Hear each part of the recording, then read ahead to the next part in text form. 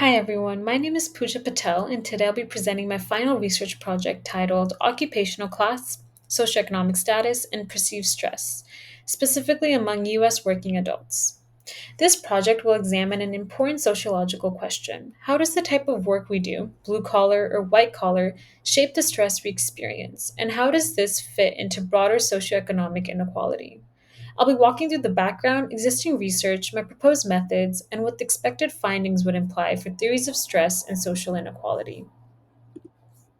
To start off, socioeconomic status is one of the strongest predictors of stress and health in the United States. But socioeconomic status alone doesn't explain how inequality becomes biologically and psychologically embodied. Sociologists argue that work is one of the primary sites where stress becomes patterned by inequality. This can be due to jobs differing in demands, autonomy, security, and exposure to hazards. My study focuses on a central question. Does occupational class, specifically blue collar versus white collar work, help explain why individuals with lower socioeconomic status experience higher stress?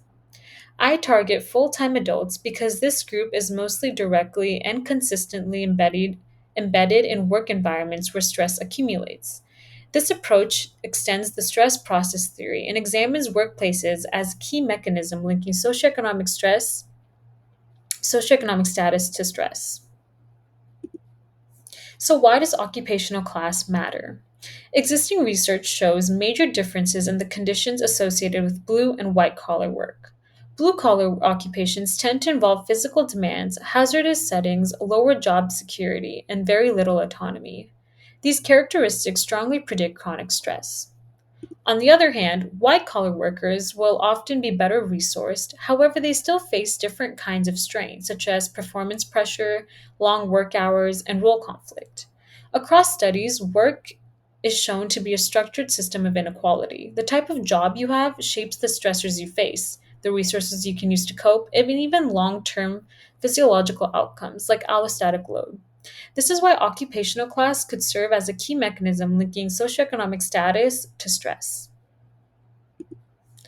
The first major theme in the literature is the demand control model, which argues that stress results from high job demands combined with low levels of control or autonomy. Blue collar workers consistently fall into this high demand, low control category.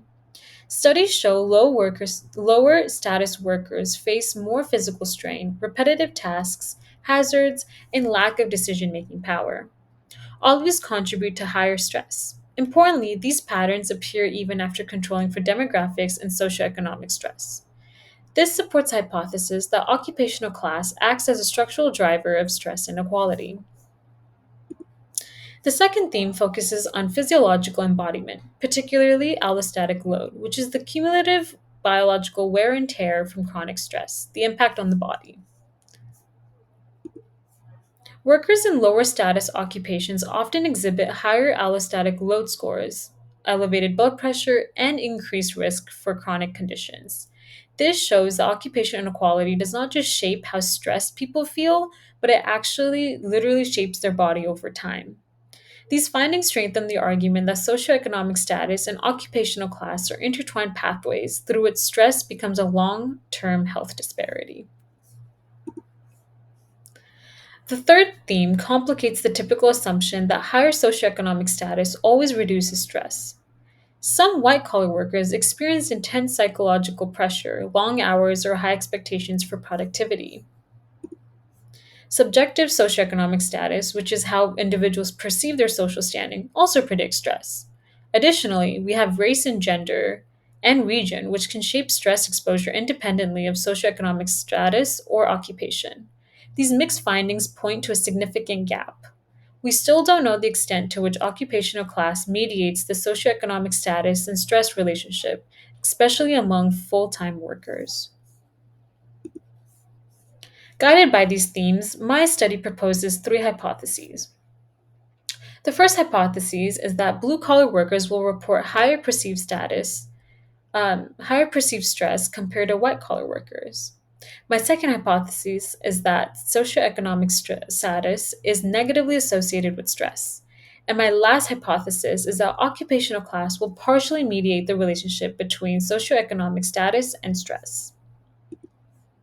The purpose is to study the expansion of the stress process theory in occupational stratification models and their relationship with each other. These hypotheses and purpose will directly address gaps in the literature and test whether workplace conditions truly act as a mechanism linking broader social inequality to stress. To test these hypotheses, I propose a cross sectional quantitative survey of 250 full time US working adults. The age range, which is 25 to 64 years old, is to eliminate any early career and retirement stage confounding variables. Limiting the population to this age range increases internal validity by excluding younger workers still transitioning into stable careers and older individuals undergoing any retirement related stressors. We'll be using a quota sampling, which will be representative 40% blue collar and 60% white collar workers to reflect the approximate proportion in the US labor force, while ensuring adequate sample sizes for between group comparisons. It will be an online sample via Qualitrix. The study also uses clear definitions labeled by the Bureau of Labor of blue collar and white collar work, and validated measures of socioeconomic status and perceived stress by including the PSS 10 scale and the MacArthur Subjective Social Status Ladder. This method allows for statistical comparisons, multivariable modeling, and formal mediation analysis. There will also be an inclusion criteria within the survey that will eliminate any person trying to take the survey that does not meet these criteria, which is being a full time worker by working 35 or more hours, being the age of 25 through 64, and living in the US. And they also must fit the category of occupation of blue collar or white collar using the definitions provided by the US Bureau of Labor. Variables and some measurements. So, the dependent variable in my study will be the perceived stress, which is measured using the PSS TAN, and it will generate a score between 0 to 40.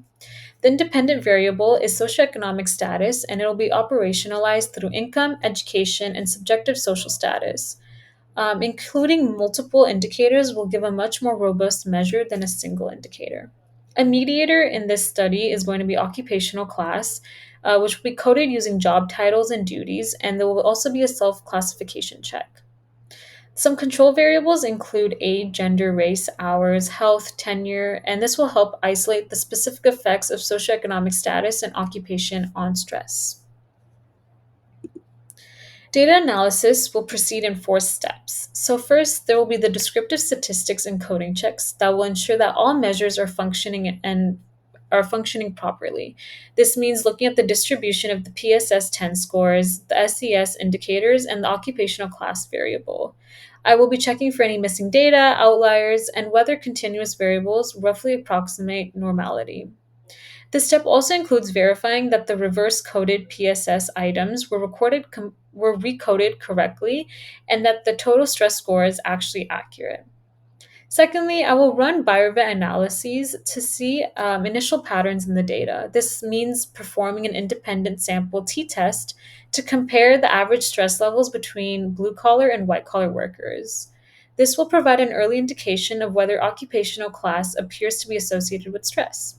I will also use Pearson correlations between socioeconomic stress indicators, such as income, education, and subjective social status, and the stress scores. These correlations will establish whether lower socioeconomic status is linked to higher stress in the expected direction. Third, I will conduct hierarchical multiple regression analysis, which will allow me to assess the unique contribution of each set of predictors. So, I will be doing three specific models, which will measure how perceived stress is on socioeconomic status, also occupational class as a predictor, and then lastly, I will include all the control variables such as age, gender, race, marital status, weekly work, job tenure, any of that to see the remaining effects are not actually examined by demographic or work-related confounders. This step is important because it'll show whether socioeconomic status and occupational class have independent associations with stress. Lastly, I will do a bootstrap mediation analysis. This is going to be the preferred method because occupational class is a binary mediator and bootstrapping does not require normally distributed indirect effects. If The confidence interval does not include a zero within this analysis. It means that there is strong evidence that occupational class significantly mediates the socioeconomic status and stress relationship. And this test will also clarify not just whether socioeconomic status predicts stress, but how much of that relationship operates through differences in occupational class. Based on some theories and prior empirical research, I expect that blue collar workers will show noticeably higher perceived stress scores than white collar workers. In practical terms, this difference would likely fall between around 3 to 5 points higher on the PSS 10 scale, which is a meaningful gap given the 0 to 40 scale.